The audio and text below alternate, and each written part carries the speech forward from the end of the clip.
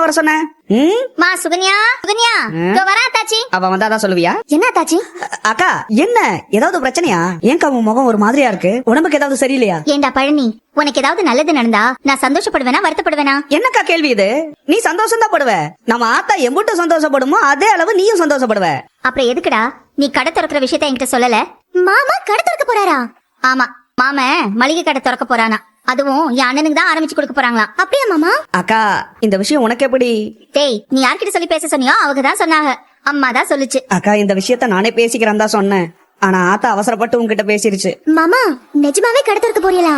ஆமா அரசி, உங்க மாமா கடை திறக்க போறாங்க. அண்ணனுக்கு கொடுத்த ஐடியால பெரிய விருப்பம் எல்லாம் இல்லதான்க்கா. நான் எவ்வளவோ சொன்னேன், வேணான்னு தான் சொன்னேன். ஆனா அங்க யாருமே கேக்குற மாதிரி இல்ல. உனக்கு பெரிய விருப்பம் இல்லையா, சின்ன விருப்பம் தான் இருந்துச்சா? இதெல்லாம் கேள்வியே இல்ல பழனி. எல்லாருமா பேசிருக்கிய, ஒரு முடிவு எடுத்திருக்கிய. என் தம்பி தானே நீ என்கிட்ட சொல்லிருக்கணுமா வேண்டாமா? ஓ, அம்மா விட்டு தான் பேச வைக்கணுமோ? ஐயோ அது இல்லக்கா. என்ன தடுத்துருவேன்னு நினைச்சிட்டியா?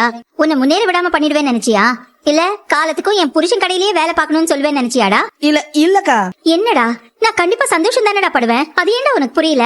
அது நான் அதை எப்படி சொல்றதுன்னா, உண்மையிலே எனக்கு ஒரு மாதிரியா இருந்ததுக்கா. நான் ஏதோ தப்பு பண்றேன்னு எனக்கு தோணுச்சு. டேய் லூஸ் மாதிரி பேசாதடா. நீ எந்த தப்பும் பண்ணல. உன் வாழ்க்கைக்கு என்ன தேவையோ அதை தான் நீ பண்ணிருக்க. இத பாரு பழனி, நீ எனக்கும் அவருக்கும்